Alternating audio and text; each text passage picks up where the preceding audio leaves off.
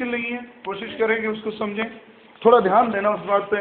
इच्छा थी कि आज इस चैप्टर को पढ़ते हुए सब लोग यहाँ उपस्थित हों, पर कुछ लोग दूर दराज से हैं, नहीं पहुँच पाए। पर चलिए एक बात पे बात कर रहा हूँ, शिवाजी का प्रशासन। और जिन लोगों ने जीके में वो क्लास लगा ली है उन्होंने तो वो वहाँ भी पढ़ लिया है। चलो फिर भी एक बात आप जान लें, ये साम्राज्य जिसे आप पढ़ रहे हो मराठा, एक लेखक हुए महादेव गोविंद रानडे, जिन्होंने किताब लिखी the rise of Maratha empire, एक पुस्तक लिखी है। उस पुस्तक में उन्होंने कारण बताए हैं कि मराठों का उदय क्यों हुआ, किन परिस्थितियों में हुआ, जिनमें एक कारण बड़ा कॉमन है, विदेशी सत्ता। और वो विदेशी सत्ता क्या? मुगलों की सत्ता, तुर्कों की सत्ता। उनको मिटाने के लिए एक ऐसा नवयुवक उठा जिसको हम शिवाजी कहते हैं। वैसे तो उनके वंशज बहुत पुराने हैं, भोसले वंश से वो थे। और अगर और मैं पीछे ले जाऊं किंवदंतियों में, तो आपने नाम सुना होगा मेवाड़ के रावल रतन सिंह, जिनकी पत्नी थी रानी पद्मिनी। कहते हैं उस युद्ध में इनके वंशज लड़े थे सज्जन सिंह जी, सिसोदिया वंश से हैं मराठा, एक किंवदंती के अनुसार। और वो वहां से फिर चले गए दक्षिण भारत में, और उनकी 5वीं पीढ़ी के लोग भोसले कहलाए। और उनमें एक व्यक्ति हुआ जिनका नाम हमने पहले ही ले लिया, शाहजी। और वो जिस राज्य में नौकरी करते थे, बीजापुर, बीजापुर में भी मुसलमानों का राज था, लेकिन शुरुआत उन्होंने की लोगों के नीचे छोटी नौकरियों से। और एक दिन वो हिंदुस्तान का बादशाह बनने का सपना भी शिवाजी ने देखा, जिसको आप कहते हो, जिनकी उपाधियां थी छत्रपति, गोरक्षक, हिंदू धर्मोद्धारक, और एक नाम जो उन्होंने शुरू किया, हिंदू पद पातशाही। ये पहला ही प्रश्न तो यही है। हम बहुत कहानी अंदर पढ़ते रहते हैं शिवाजी की। निम्नलिखित में से शिवाजी की उपाधियों में से कौन सी नहीं है? छत्रपति शिवाजी, गोरक्षक, हिंदू धर्मोद्धारक। और ये उन्होंने सोचा कि मैं ये करूंगा, हिंदू पद पातशाही, यानी कि पूरे हिंदुस्तान पर फिर से राज किसका हो? हिंदू, या यूं कहूं स्वदेशी। हम जिस चीज को पढ़ते आ रहे हैं, स्वामी दयानंद ने स्वराज शब्द दिया, स्वदेशी आंदोलन ने स्वदेशी को प्रमोट किया, लेकिन स्वदेश, स्वराज इस शब्द का बहुत पहले ही बहुत पीछे प्रयोग हो गया, और जिसको करने वाला व्यक्ति और कोई नहीं, शिवाजी हैं। स्वराज के लिए मरे हैं ये लोग। अब सवाल आती है, प्रशासन पे बात कर रहे हैं। शिवाजी का पूरा साम्राज्य 2 तरह का होता था। एक तो वो जिसका नाम भी यही था, स्वराज। स्वराज कौन सा? जो उनको अपने पिता से, अपने वंशानुगत राजा छत्रपति होने के नाते मिला, जो उनके पिता की तरफ से उनको मिला, जिस पर उनका पुश्तैनी अधिकार, जो उन्होंने जीता है, या जिनसे वो, अब आपको इतना तो समझना होगा, अभी मैं इस पे बात करूंगा, या जिनसे वो चौथ वसूल रहे हैं, या जिनसे वो सरदेश मुखी वसूल रहे हैं। 2 टैक्स तो पढ़े होंगे, ये तो हमने वैसे ही जानकारी में हो। वो जो एरिया था वो इस नाम से जाना गया, मुल्क ए कादिम। ये 2 शब्द याद रखिए। शिवाजी का पूरा साम्राज्य 2 भागों में बटा है। एक जो सीधे उनके अधिकार में पुश्तैनी है, वंशानुगत है, स्वराज। और ये हो गया मुल्क ए कादिम, जो है नहीं उसने बनाया है, छीना है, अपनी ताकत के बल पर उससे टैक्स वसूला है, चौथ वसूली है। चौथ मतलब चौथा हिस्सा, सरदेश मुखी मतलब 10वां हिस्सा, वो उनसे वसूलते हैं। एक बात और जोड़ दूं, मराठे लोग दक्षिण भारत में हुए, और दक्षिण में उत्तर भारत जैसी परिस्थितियां नहीं थी। उत्तर भारत में जीवन जीने की मूलभूत आवश्यकताएं पूरी करने के लिए साधन उपलब्ध मिलते हैं, फसलें होती हैं, कृषि बहुत अच्छी होती है। लेकिन दक्षिण भारत में पहाड़ी प्रदेशों में जीवन जीने की जरूरतें जल्दी से पूरी नहीं होती, उनके लिए बहुत मेहनत करनी होती है। इसलिए शारीरिक दृष्टि से मराठा मजबूत थे, ये बात भी ध्यान रखना। गोरिल्ला युद्ध पद्धति में भी ये बहुत मजबूत थे, क्योंकि एरिया पहाड़ी था। इसलिए अब बात करता हूँ शिवाजी से। उनका एक तो स्वराज, एक मुल्क ए कादिम। एक बात और कोशिश करना ये यही याद हो जाए, इसके लिए जीके में भी है, इसलिए थोड़ा ध्यान देना। दूसरी बात ये, अब हम एक चीज और पढ़ते रहे हैं अब तक, जब भी किसी का प्रशासन पढ़ते हो हम उसे 3 भागों में डिवाइड करते हैं, उच्च से निम्न की ओर, चोलों को छोड़कर। क्या? केंद्रीय, प्रांतीय और स्थानीय, या यूं नहीं। और उन तीनों में आप पढ़ते हो हर एक का उत्तरदायित्व अपने ऊपर के वर्ग में होता। बेसिक सी बात है, कोई भी जिसके मातहत है वो अपने ऊपरी अधिकारी के प्रति उत्तरदायी होता है, उसकी रिस्पॉन्सिबिलिटी होती है। लेकिन यहाँ एक चीज और है, पेपर में पिछली बार जीके में एक प्रश्न आया था, सीधा सा पूछा गया था, और ये सीधा सा नहीं है प्रश्न, तो ये बहुत बड़ा है। अष्टप्रधान क्या है? 8 मंत्री किसके हैं? शिवाजी के, और ये अष्टप्रधान कहलाए। लेकिन यहाँ एक मजे की बात यह है, ये 8 ही मंत्री किसी के भी प्रति उत्तरदायी न होकर सीधे शिवाजी के प्रति उत्तरदायी है।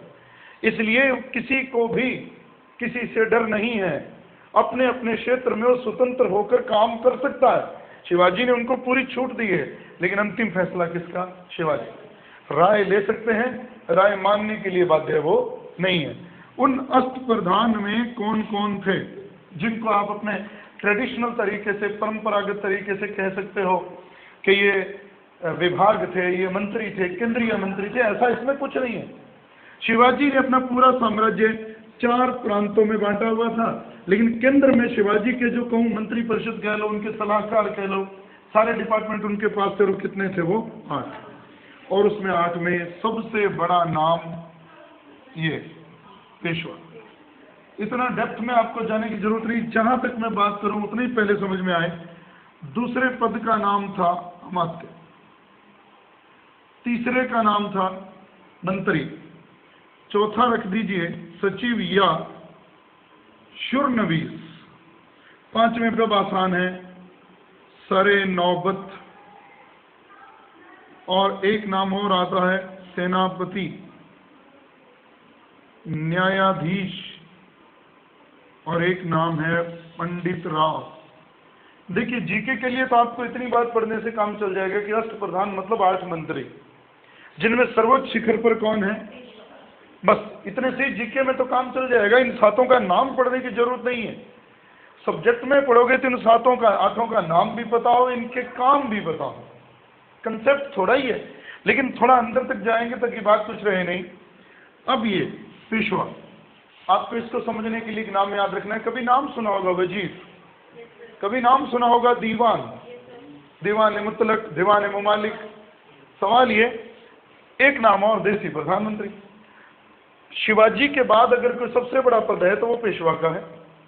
और पेशवा का ये पद इतना अच्छा था उस समय कि शिवाजी के होते हुए भी और शिवाजी के ना होते हुए भी दोनों ही सूरतों में इसका अपनी जगह महत्व था। आमतौर पर हम वजीर के बारे में क्या सोचते हैं कि राजा अगर दरबार में उपस्थित है तो उसकी कार्रवाई सारी कौन देखेगा? वजीर, पेशवा, वो देखेगा। लेकिन यहाँ शिवाजी के होते हुए भी एक महत्व था। शिवाजी जिन फरमानों के ऊपर साइन करते थे उनके नीचे पेशवा के भी साइन होते थे। इतनी बात याद रखना। पहला पेशवा था श्यामराज नीलकंठ, और हम आज तक पढ़ते रहे हैं बालाजी विश्वनाथ। शिवाजी का पहला पेशवा था श्यामराज नीलकंठ, ये याद रखना। अब आती है बात यहाँ अमात्य, और अमात्य शब्द आपने मौर्य काल में भी पढ़ा है। अमात्य क्या, लेकिन वहां अमात्य का मतलब और इस अमात्य का मतलब तो बिल्कुल अलग है। वहां तो अमात्य एक वर्ग था जिसमें से चुनकर आएंगे सरकारी कर्मचारी, मंत्री भी होंगे, सभासद भी होंगे, अध्यक्ष भी होंगे। लेकिन ये अमात्य को आप यूं कह सकते हो, आय व व्यय का ब्यौरा रखने वाला व्यक्ति अमात्य। इतनी सी बात, खर्चे का हिसाब किताब रखना। और ये हो गया दूसरा व्यक्ति। तीसरा मंत्री, राजा के आदेशों को लिपिबद्ध करना और राजा की व्यक्तिगत सुरक्षा का प्रबंध करना। थोड़ा सा बारीक है मामला, थोड़ा ध्यान रखना। ये सारे काम हैं मंत्री के। राजा के आदेशों को लिपिबद्ध करना, राजा की व्यक्तिगत सुरक्षा का प्रबंध करना, यानी कि जासूसी विभाग का अध्यक्ष भी कौन था? मंत्री। अब आते हैं सचिव।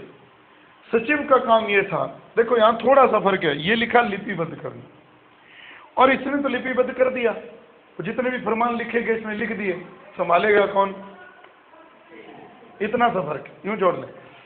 दैनिक घटनाएं, दूसरे देशों के साथ संधि और समझौते, या ये उसको रिकॉर्ड ऑफिसर, और वो है सचिव या शुरुनवीस या शुरनवीस। ये दोनों नाम इसी के हैं। ये नाम बहुत बार पेपर में इस नाम से पूछा गया है, शुरुनवीस या शुरनवीस या सचिव। अब मुश्किल नहीं, अब बिल्कुल आसान बात। थोड़ी सी बात बड़ी है, सरे नौबत। अगर मैं कहूं शिवाजी के पूरे साम्राज्य का सबसे बड़ा महासेनाधिपति तो शिवाजी है, उसके नीचे अगर सारी सेनाओं का सेनापति जो एक है वो है सर-ए-नौबत। ये याद रखना, सर-ए-नौबत। ये इसलिए पेपर में कम पूछा जाता है, अगर पूछा जाए तो एक और विवाद के रूप में है। एक विवाद के अनुसार, मैं क्लियर नहीं कहूंगा, शिवाजी के साम्राज्य में 240 या 250 किले थे, शिवाजी ने जो जीते थे, छीने थे दक्षिण भारत में, और उन किलों में भी एक सरे-नौबत नाम का अधिकारी किले का रक्षक होता था। और एक सरे-नौबत कौन है? जो पूरी सेना का सेनापति है। इसलिए अगर ये पूछा जाता है तो फिर वो नहीं रखा जाता, और अगर वो पूछा जाता है तो ये नाम नहीं रखा जाता। तो ये ध्यान रखें, सरे-नौबत शिवाजी की सेना का सेनापति। ये देखिए, हमने ये भी यहाँ सेनापति अलग लिखा हुआ, यहाँ फर्क है। देखिए, ये सेनापति तो थल सेना, जो पैदल घुड़सवार, लेकिन यहाँ नौसेना भी आ जाएगी। और ये आप पढ़ते हो, शिवाजी के पास एक नौसैनिक बेड़ा भी था कोलाबा में, ये याद रखें। तो इसलिए ये, अब ये नाम तो बताने की जरूरत नहीं। न्यायाधीश, ये है बड़ी बात। पंडित राव, एक उत्तर। विदेश मंत्री, पंडित राव का मतलब आज का विदेश मंत्री। दोबारा से इतनी डेप्थ में जाएगी नहीं बात, पर फिर भी पेशवा, अमात्य, मंत्री नहीं, यहाँ ये नहीं था। सुमंत, सुमंत और पंडित राव अलग है। हाँ, सुमंत है वो विदेश मंत्री, और ये है राजा का निजी धार्मिक सलाहकार। ये है ये नाम है, उसे ठीक कर लेना। पेशवा, अमात्य, मंत्री, सचिव, शुरनवीस या सरे-नौबत आ गया, सुमंत, न्यायाधीश, पंडित राव। ये है पंडित राव, तो पंडिताई का ही काम करता है, यहाँ थोड़ा ठीक कर लेना। सुमंत है विदेश मंत्री, ये याद रखें।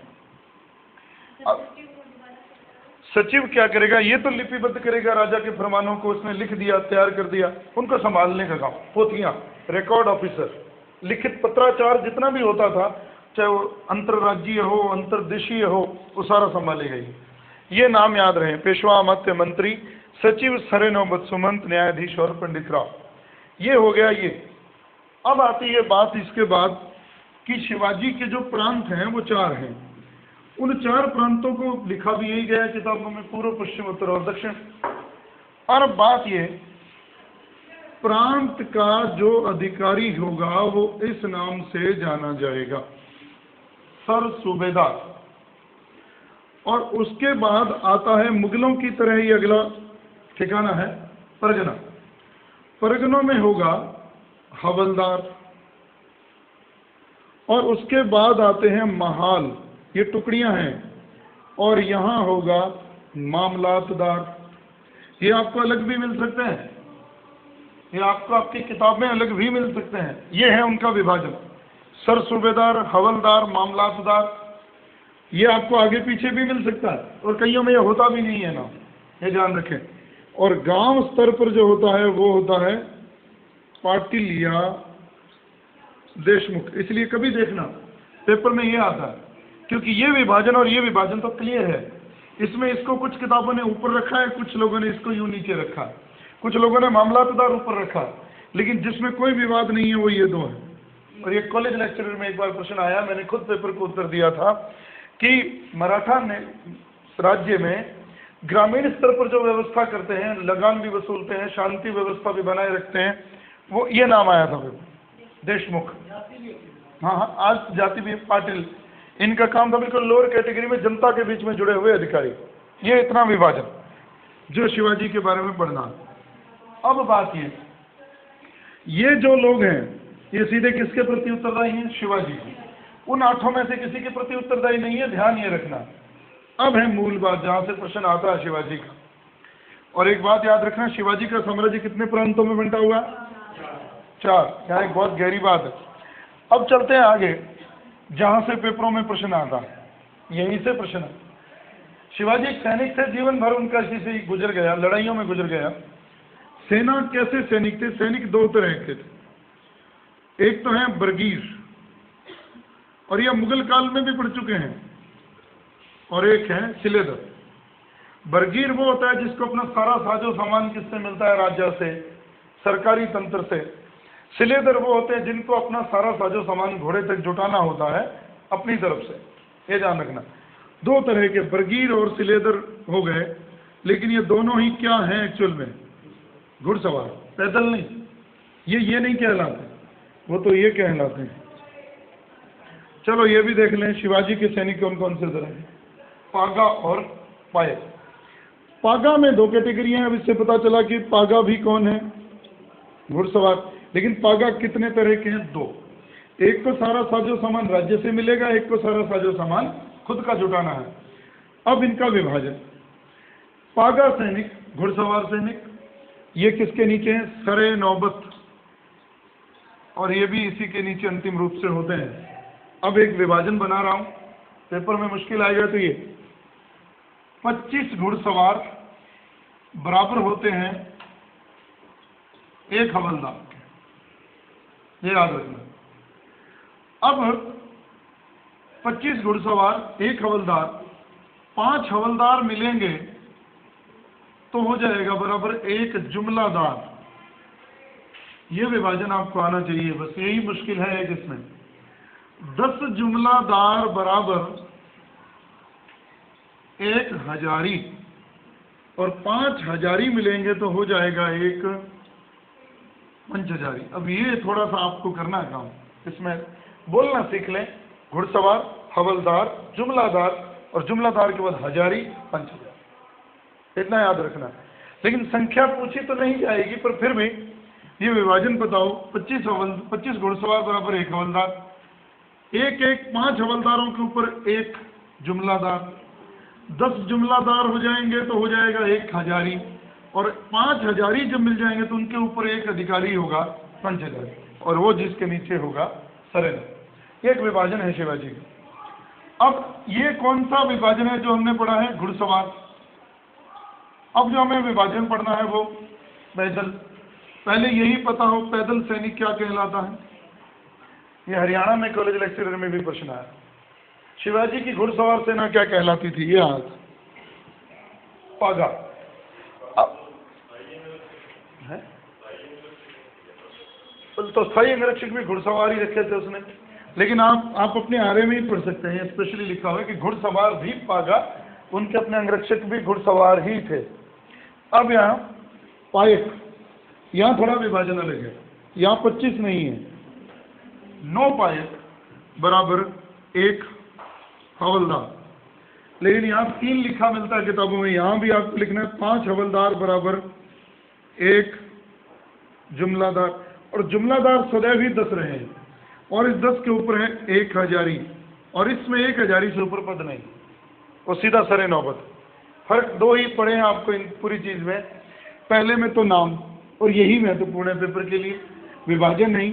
पायक और पागा, पागा घुड़सवार, पायक पैदल, 9 पायक एक हवलदार, 5 हवलदार एक जुमलादार, 10 जुमलादार एक हजारी। लेकिन वहाँ एक हजारी से हम ऊपर भी गए हैं, पंचहजारी तक गए हैं घुड़सवारों में। पैदल में सिर्फ एक हजारी, और 1000 के ऊपर। अब देखिए यहाँ एक बात और बता दूं जो आप सीधा पढ़ते हो, 9 तो कहलाते हैं ये नायक, फिर हो गया 5 ये जुड़ेंगे तो हो जाएगा हवलदार, 5 जुड़ेंगे तो हो जाएगा जुमलादार, और फिर उसके ऊपर है 1000। ये एक और कड़ी जोड़ना, 9 के ऊपर नायक है, 9 आयक जिसको कहते हैं, 9 सैनिकों के ऊपर एक नायक, हवलदार, जुमलादार, हजारी। पंचहजारी नहीं है इसमें, बस ध्यान ये रखना। ये विभाजन पेपर में नहीं, बहुत कम चांस है, 95%। 2 ही बातें महत्वपूर्ण रही हैं इसमें, पागा और पायक, सिरेदर और बरगीर। अब जो खास बात जहां से पेपर में प्रश्न आता है, चलो मैं एक बात, अपन जानकारी बिल्कुल सामान्य है जिस पे बात करता हूं, पेपर में आ सकता है वही आ जाए। मराठों की आमदनी का सबसे बड़ा स्रोत क्या है? भू राजस्व, लूट का माल, चौथा है सरदेशमुखी, या दान में दिया गया धन। ये बहुत बार आया होगा। आसान सा प्रश्न है पर बहुत बार आया हुआ है, लगभग यही आ जाता है घूम फिर के। सुदृढ़ और सॉलिड प्रश्न तो यही है। फिर अब बात आती है शिवाजी की भू राजस्व व्यवस्था। यहां से प्रश्न बनते हैं और आसान भी है। देखिए, शिवाजी ने सबसे पहले, आपको पता हो, भूमि का सर्वेक्षण करवाने वाले व्यक्ति थे। उन्होंने जिससे अपनी भूमि का सर्वेक्षण करवाया, अन्नाजी दत्तो। यह याद रखना, यह बहुत बड़ा प्रश्न। भूमि का सर्वेक्षण करवाया अन्नाजी दत्तो से 1679 में, मरने से 1 साल पहले। यह ध्यान रखना, जो बात मैंने पहले लिख दी, जो बात में लिखनी चाहिए थी, इसलिए ये पहले लिखी क्योंकि पेपर में आने लायक बातें भी यही हैं। अन्नाजी दत्तो, और जिसने भूमि का सर्वेक्षण किया शिवाजी के कहने पर, और टाइम भी याद रखना 1679। लेकिन अब एक गहरी बात, शिवाजी का साम्राज्य कितने प्रांतों में बंटा? लेकिन शिवाजी का साम्राज्य भू राजस्व की दृष्टि से कितने भागों में बंटा? यह है प्रश्न, यह ध्यान रखना। शिवाजी का साम्राज्य प्रांतीय दृष्टि से तो 4, लगान वसूली की दृष्टि से 16 भागों में साम्राज्य 16 हिस्सों में बंटा था, और उन 16 हिस्सों का ही सर्वेक्षण करवाया था अन्नाजी दत्तो ने 1679। बात इसी से आगे बढ़ा। सर्वेक्षण मतलब भूमि नपवाई, नाप करवाया। नाप किससे करवाई? जिसको आप जरीब कहते हो, उसको दक्षिण भारत में मराठा साम्राज्य में क्या कहा गया? काठी।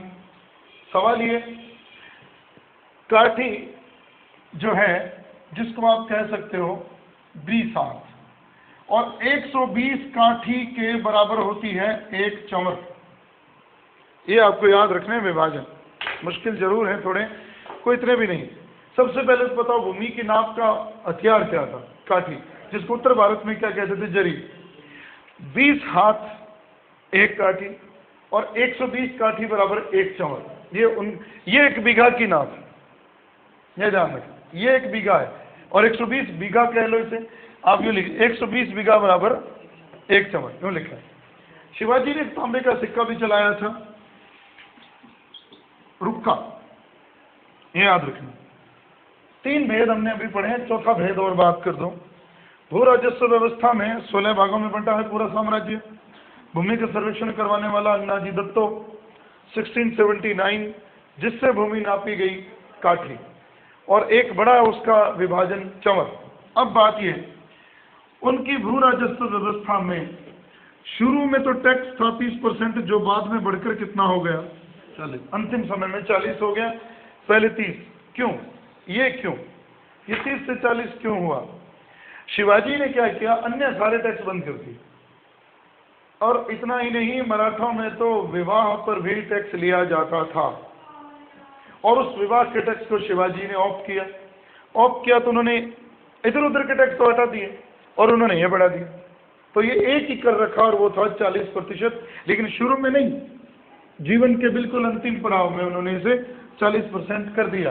लेकिन अब एक बात और यहाँ जोड़ दें कि शिवाजी की आमदनी का सबसे बड़ा स्रोत तो फिर यही था, चौथ और सरदेशमुखी। लेकिन सवाल ये है, आज तक क्लियर नहीं हो पाया कि क्या है। लेकिन एक विवादित मान्यता के अनुसार ये कहा गया, पहले तो यही बताओ कि चौथ कितना? चौथा, आमदनी का चौथा, 1/4। सरदेशमुखी 10वां। कुछ लोग लड़ रहे हैं भू राजस्व का चौथा या आमदनी का चौथा, इसमें भी लफड़ा है। लेकिन पेपर में सीधा पूछा जाता है चौथा या 10वां। लेकिन अब ये किन से लिया जाता है, लड़ाई इस पर है। कुछ लोग ये कह रहे हैं, और ज्यादातर मत यही है, जिन पर शिवाजी ने अधिकार कर लिया उनसे तो वो वसूलेंगे चौथ। जिन लोगों को उनके आक्रमण से बचना है, भाई आप हमारे पर आक्रमण ना करें, वो क्या देंगे? सरदेशमुखी। थोड़ा सा ही फर्क है। एक को तो आपने लूटा, जीत लिया, चौथ वसूली आपने।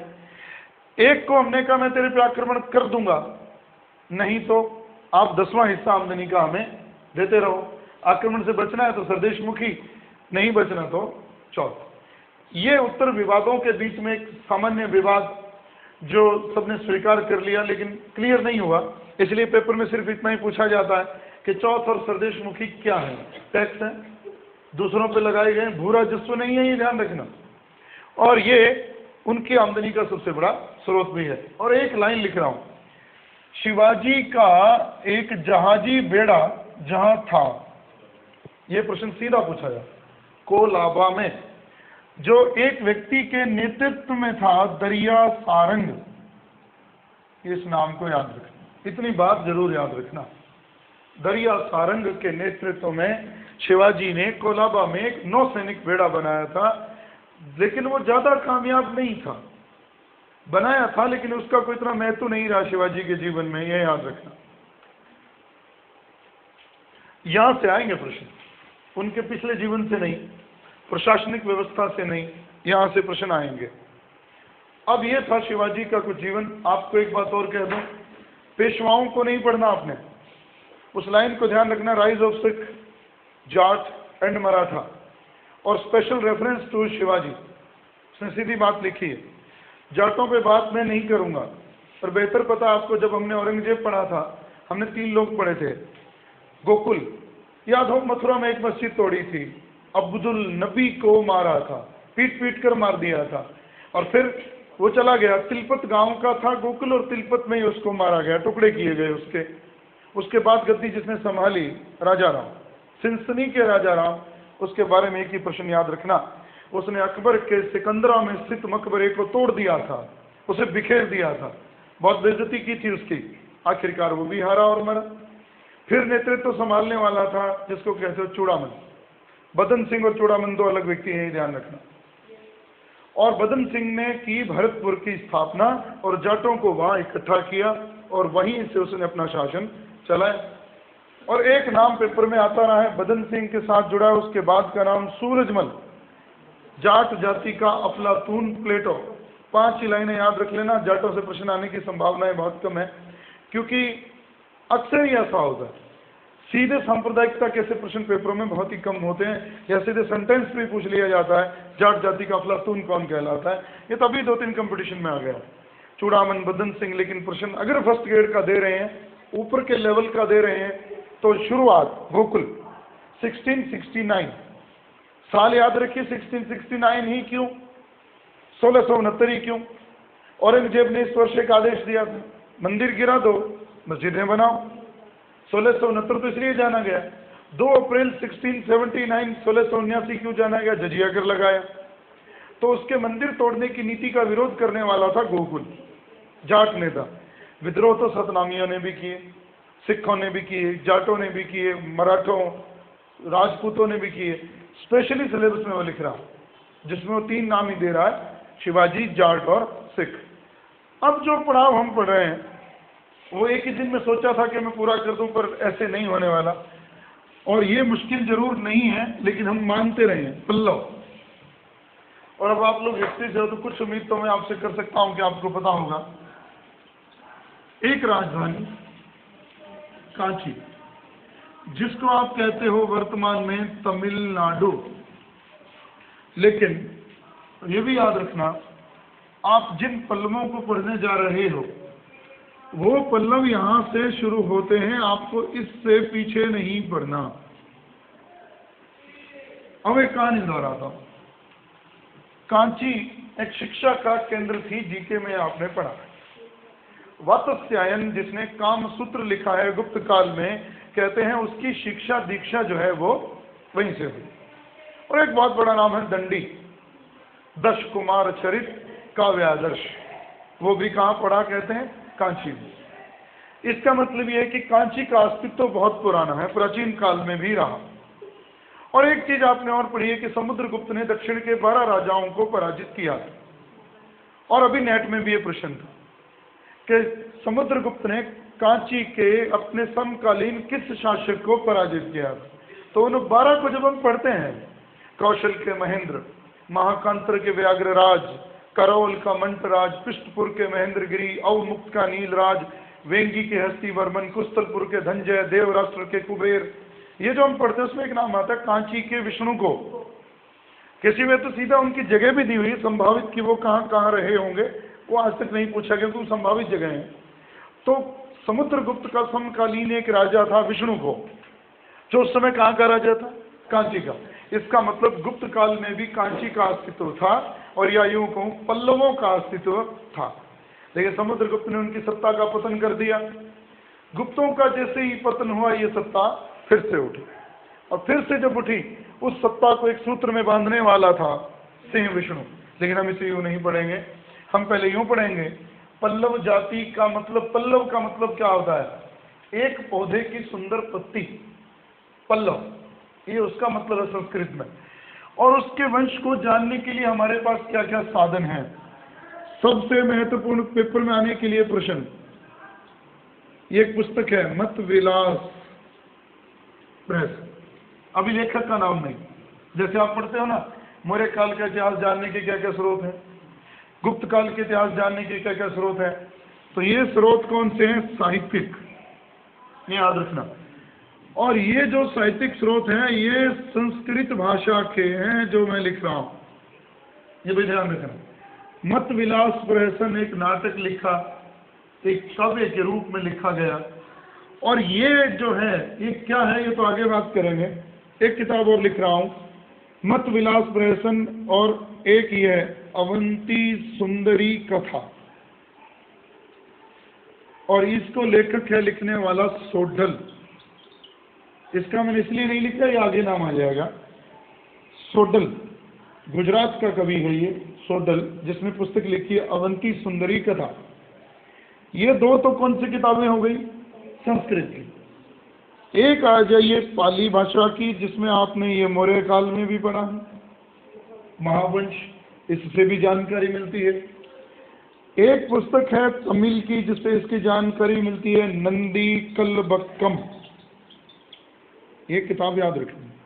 हम चैप्टर पूरा ही पढ़ेंगे, अगर पढ़ेंगे तो छोड़ेंगे नहीं इसको, कुछ मुश्किल सुनने के बाद याद हो जाएगा। ये सिर्फ है पल्लवों के बारे में जानकारी के कुछ साहित्यिक स्रोत। भाषाएं जरूर अलग अलग हैं, पहले में हमने लिखा संस्कृत, दूसरे में लिखा पाली, फिर तमिल। मत विलास प्रहसन, अवंती सुंदरी कथा, नंदी कल्बक्कम तमिल, और महावंश है पाली भाषा में। और ये तो छुपा हुआ नहीं है, बहुत कुछ हमने बहुत बार रिपीट किया है। ये कौन से स्रोत हैं? साहित्य, ये 3 भाषाओं में। अब एक विदेशी विवरण जो किसका है? ह्वेन सांग। बताने की जरूरत तो नहीं आप लोगों को, जब किसके दरबार में था, किसके काल में आया, कहाँ पढ़ा? नालंदा से जुड़ा है, हर्षवर्धन से जुड़ा है, भीनमाल में भी गया, पीलोमुल्ली कहता है, बैराठ की भी यात्रा की, और इसने कांची के देश की भी यात्रा की, और वो टाइम था 640। और ये जब भारत को छोड़कर ही चला गया 645। 16 साल भारत में रहा, 629 में भारत आया। और ये व्यक्ति जब वहां गया, हमें इससे क्या मिला, इसने क्या देखा? पहला उत्तर तो हमें मिल गया, इसने कांची की यात्रा की। मतलब उस समय कांची के लोग थे, कांची में राज्य था, और उस समय जो राजा था उसका ये वर्णन करता है नरसिंह वर्मन सेकंड। ये उसके काल में गया, कोई नहीं टाइम से मिला लेंगे। हाँ प्रथम, क्योंकि 640 है तो प्रथम ही। नरसिंह वर्मन प्रथम को ये एक नाम देता है महान राजा। ये है इसका एक बड़ा प्रश्न। नरसिंह वर्मन प्रथम को ये 640 में जब दक्षिण भारत गया तो उसको ये कहता है कि वो एक महान राजा है। ये है हमारा स्रोत पढ़ रहे हैं अभी, हमको ज्यादा बात नहीं करें कि नरसिंह वर्मन कौन था, अभी कोई मतलब नहीं, अभी केवल स्रोत ह्वेन सांग।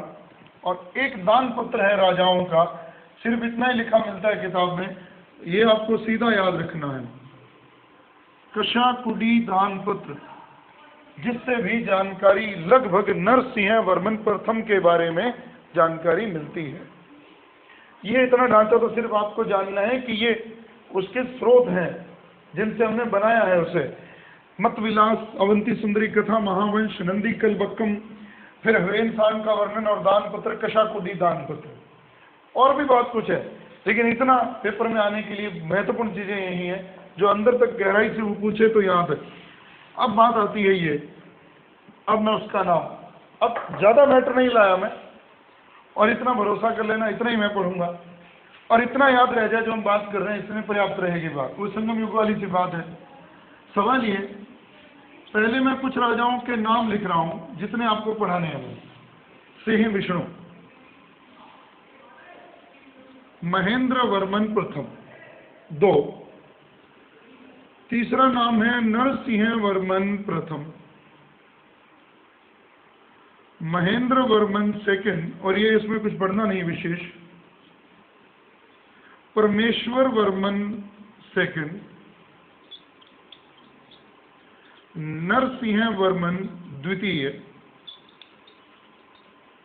नंदी वर्मन, और उसके बाद सिर्फ एक ही नाम लिखूंगा, कंप वर्मन।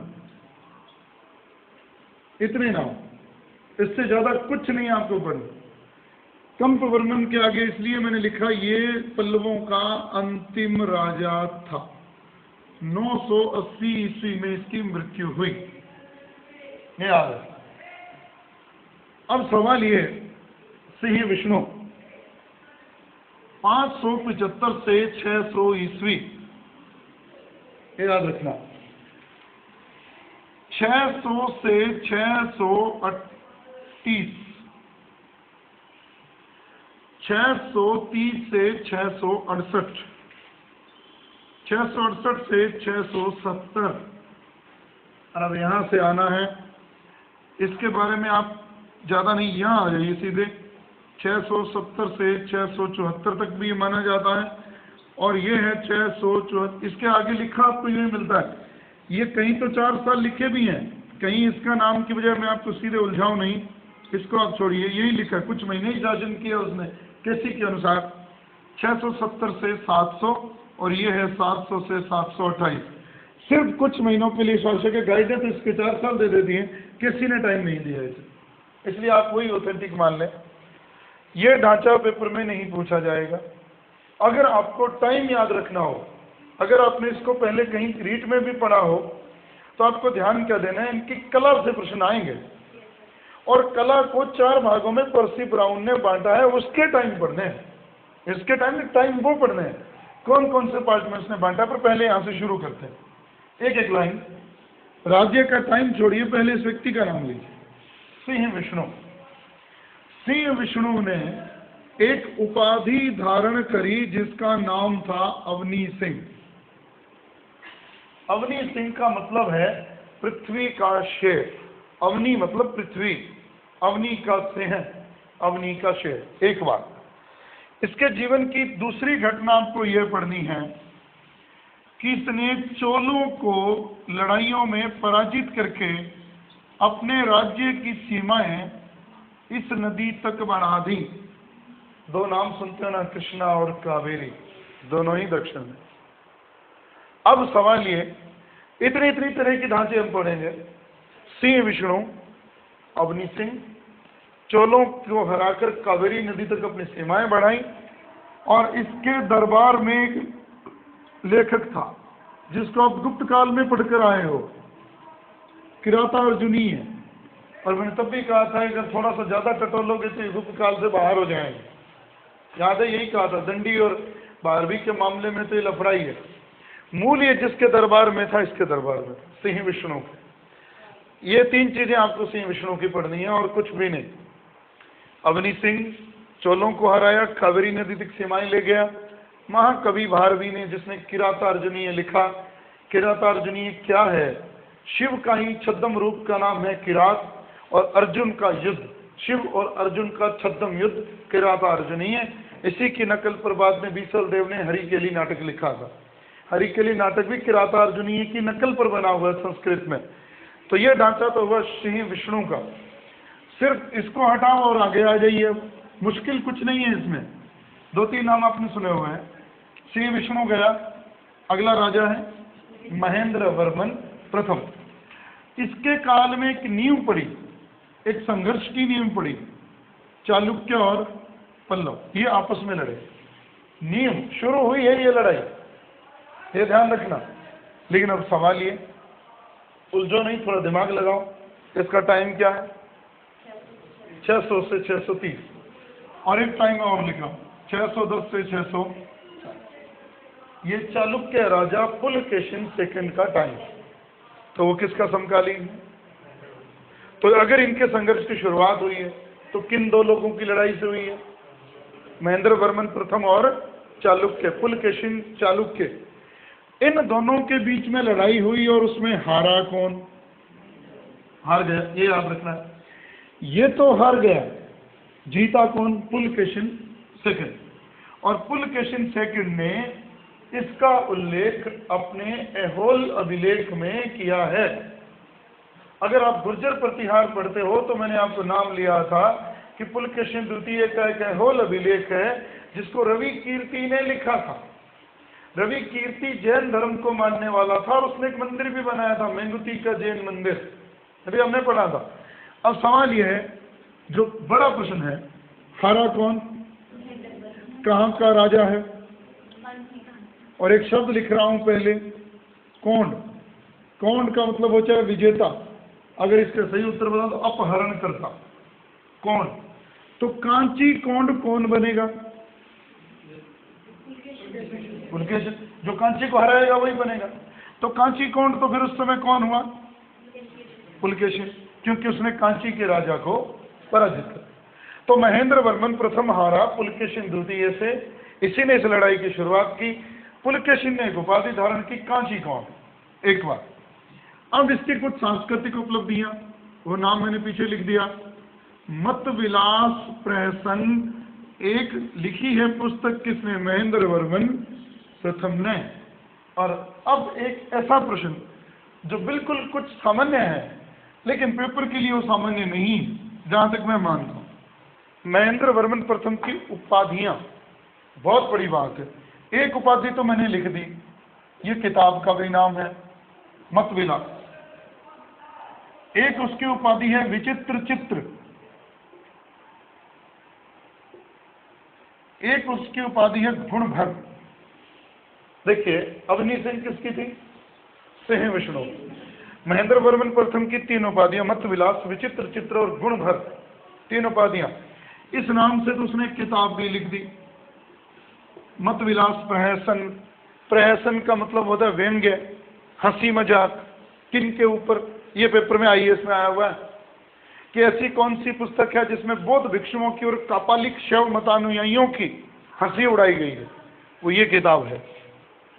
ये लाइन छोटी सी नहीं है। किस एक पुस्तक में बौद्ध भिक्षुओं की और कापालिकों की हंसी उड़ाई गई है? मत विलास प्रहसन। किसके द्वारा? महेंद्र वर्मन प्रथम के द्वारा। ये भी याद रखना। और एक बात और, सवाल यह है, विरोधाभासी बात है, आप पढ़ो तो शायद दिमाग लगाओ। एक तो उसने बौद्ध भिक्षुओं की हंसी उड़ाई, एक उसने कापालिक। पढ़ते ना, कापालिक कहां से निकला है? शैव मतानुयायियों से निकला। लेकिन ये बात जब इसने किताब लिखी तब ये किस धर्म को मानता था? तब उसने बुराई कर दी। लेकिन जब ये मरा तो ये किसका भक्त था? सवाल उल्टा हो गया। विरोध भी उसी का कर रहा है और बाद में उसी का अनुयायी हो गया। तो यहाँ एक प्रश्न है, एक साधु जिसका नाम था अप्पर या अप्पार, उसके प्रभाव से उसने जैन धर्म छोड़कर कौन सा धर्म अपना लिया? शिव धर्म अपना लिया। और वो संगीत का बड़ा प्रेमी था, इसलिए उसके संगीत गुरु थे रुद्राचार्य। ये है महेंद्र वर्मन प्रथम का जीवन। इतनी बातें याद रख लो, बहुत है। अब सवाल ये है, दोबारा दोहरा दूं, महेंद्र वर्मन प्रथम ने चालुक्य और पल्लवों के संघर्ष की नींव रखी। लड़ाई जिससे हुई वो पुलकेशिन सेकंड था। और उधर भी कहूं, चालुक्य, वातापी के चालुक्यों में बादामी के चालुक्य जिसे आप कहते हो, सबसे महान राजा भी कौन माना गया? पुलकेशिन सेकंड माना गया। उसने महेंद्र वर्मन को हरा दिया। उसने उपाधि धारण करी कांची कौंड की। लेकिन संगीत में भी ये बड़ा महान था, इसके संगीत गुरु थे रुद्राचार्य। अपार के प्रभाव में ये छोड़ा और ये हो गया। उसने किताब लिखी मत विलास प्रहसन, जो एक व्यंग्य है। किन पर? बौद्ध भिक्षुओं पर और कपालिकों पर। ये क्वेश्चन पेपर में आने के चांस है पूरे। किन की हंसी उड़ाई गई है? और विचित्र चित्र उसकी उपाधि, मत विलास उसकी उपाधि, गुणभर उसकी उपाधि। कहीं गुणभद्र में लिखा मिलता है गुणभर, ये याद है। अब ये गया, अब ये आया नरसिंह वर्मन प्रथम। पहले ऊपरी बात जो शायद किताब में नहीं लिखी है, जो अपने पास है, इसने एक उपाधि धारण करी महामल्ल। ये तो लिखा, ये तो हर किताब गाइड में मिलेगा। इसको महामल्ल भी कहते हैं, इसको मामल भी कहते हैं। नरसिंह वर्मन प्रथम मामल। लेकिन आप एक नाम भी पढ़ते हो, महाबलीपुरम पढ़ते हैं ना, जेल प्रहरी में प्रश्न भी आया। लेकिन आपसे प्रश्न कर लिया जाए महाबलीपुरम में किस वंश की कला के नमूने मिलते हैं? तो उत्तर पल्लव, तो आसान है। लेकिन पूछ लिया जाए महाबलीपुरम में विशेषतया अधिकतर किस राजा के विशेष कला के मिलते हैं? तो वो नरसिंह वर्मन प्रथम है। बहुत संभव है ये माना गया कि महाबलीपुरम को बसाने वाला भी कौन है? अपने ही नाम से। उसका मूल नाम तो मामल्लपुरम है, जिसको आज आप महाबलीपुरम कहते हो। तो ये ध्यान रखनी है। बारीक बात तो ये है, नरसिंह वर्मन प्रथम, जिसका एक उपनाम था या उपाधि थी मामल, महामल, और मामल्लपुरम एक नगर बसा दिया जिसको आज हम क्या कहते हैं? महाबलीपुरम। लेकिन सवाल ये, अभी तो बात आप आगे करेंगे मामल्लपुरम क्यों प्रसिद्ध है, लेकिन दूसरी बात यह है कि मामल्लपुरम कला के ठिकाना होने के अलावा दक्षिण भारत का एक महान बंदरगाह नगर बना। किसके काल में? पल्लवों के काल में, नरसिंह वर्मन प्रथम के काल में। कला के नमूने तो हम कला में पढ़ेंगे, यहाँ पढ़ना है कि एक महान बंदरगाह भी था मामल्लपुरम। जैसे पढ़ते हो ना संगम युग में कावेरी पत्तनम, जिसको आप पढ़ा पुहार के नाम से भी पढ़ा है। पुहार तो नगर था, कावेरी पत्तनम, पत्तन वो क्या था? बंदरगाह। इसलिए थोड़ा ध्यान रखना। अब सवाल ये हटा दो, मामल बहुत बड़ा प्रश्न है, महाबलीपुरम बहुत बड़ा प्रश्न है, कला के नमूने भी और बंदरगाह नगर भी। इन दोनों में आपको कुछ नहीं पढ़ना। एक लाइन लिखूंगा, इसकी एक उपाधि लिख लेना। छोटा सा काल है, 2 साल का उसका और इसका कुछ महीने का। परमेश्वर वर्मन के आगे लिखना एक उपाधि धारण की, विद्या विनीत। विद्या विनीत, विद्या विनीत की उपाधि परमेश्वर वर्मन की थी। ये दोनों हटाओ। अब यहां आओ, नरसिंह वर्मन द्वितीय, बहुत महान राजा। लेकिन अगर पूछ लिया जाए पूरे पल्लवों में सर्वाधिक शक्तिशाली कौन था, जिसको मिटो चुका हूं? नरसिंह वर्मन प्रथम, सबसे महान शक्तिशाली राजा वो माना गया। नरसिंह वर्मन द्वितीय के काल में तो 2 बातें आपको याद रखनी है, बहुत ही प्रसिद्ध, कि इसके दरबार में था दंडी, और दंडी ने लिखी है 10 कुमार चरित और काव्यादर्श। लेकिन एक बात और, इसकी उपाधि पेपर में आई हुई है 2-3 बार। इसका एक नाम कह लो या इसकी उपाधि, राज सिंह, शंकर भक्त, ये 2 नाम याद रखने हैं। और एक और है आगम प्रिय, ये इसकी उपाधि। यहीं से है प्रश्न। और ये मुश्किल किस लिए है? जब कोई कहानी नहीं पढ़नी है आपको, ये 3 शब्द इसके साथ जोड़ने। नरसिंह वर्मन सेकंड, जिसने अपने दरबार में शरण दी, एक बड़े विद्वान को संरक्षण दिया, दंडी या दंडी, 10 कुमार चरित और काव्यादर्श, राज सिंह, शंकर भक्त, आगम प्रिय, उसकी 3 उपाधियां। पर यहां भी एक बात याद रखना, जब आप इसकी कला पढ़ोगे तो उस कला के साथ नाम भी यही, राज सिंह शैली। इसलिए राज सिंह शैली लिखते ही कौन हो जाएगा? वो नरसिंह वर्मन सेकंड, प्रथम नहीं। प्रथम तो कौन है? मामल। सेकंड है राज सिंह। ये थोड़ी उनकी उपाधियां हैं। इसके ऊपर कहने तो बहुत कुछ है, वो कला में है। एक बात याद रखना, इमारती मंदिर बना, पत्थरों से नहीं, ईंटों और गारे से इसके काल में बना। और याद भी रख लेना, दोबारा दोहरा दूंगा, कांची का कैलाशनाथ मंदिर, जो द्रविड़ कला का द्रविड़ नमूना, सबसे सुंदर नमूना है कांची का कैलाशनाथ मंदिर, जिसको बनाया नरसिंह वर्मन प्रथम द्वितीय ने। एक बात रह गई, छोड़ गया, भूल गया उसे दोबारा। जहां आपने ये लिखा था, ये जिसका नाम था मामल, वो बात तो रह गई, बड़ी आसान थी। महेंद्र वर्मन किससे हारा था? पुलकेशन द्वितीय। बदला तो लेना बनता था इसका, इसने बदला लिया। और कहते हैं इसने उसको ना केवल हराया, कैसी लिखता है कि उसकी पीठ पर जय शब्द अंकित कर दिया, मतलब उसे हरा दिया। और कहते इस युद्ध में पुलकेशिन लड़ता हुआ मारा गया। 3 युद्धों में, पेरियार, मणिमंगलम, शूरमार, 3 युद्धों में हारा ये। पेरियार, शूरमार और मणिमंगलम, 3 युद्धों में ये हारा पुलकेशिन द्वितीय। और इन 3 युद्धों में हारने के बाद वो मारा गया। उसकी पीठ पर उसने जय शब्द अंकित कर दिया, ऐसा उसके अभिलेख में लिखा है। लेकिन सवाल ये महत्वपूर्ण नहीं है, सवाल ये है अब हारा वास्तव में कौन? बादामी, वातापी। चालुक्य कहाँ के थे? वातापी के चालुक्य। तो जब कांची हारा तो कोई कांची कौंड हो गया, और जब वातापी हारा तो कोई वातापी कौंड हो गया। लेकिन वातापी कौंड की उपाधि वातापी का तो कोई राजा धारण नहीं करेगा, क्योंकि वातापी का विजेता तो वो होगा नहीं, तो उल्टा रहेगा। अब किसने हराया उसे? नरसिंह वर्मन। तो फिर वातापी कौंड कौन?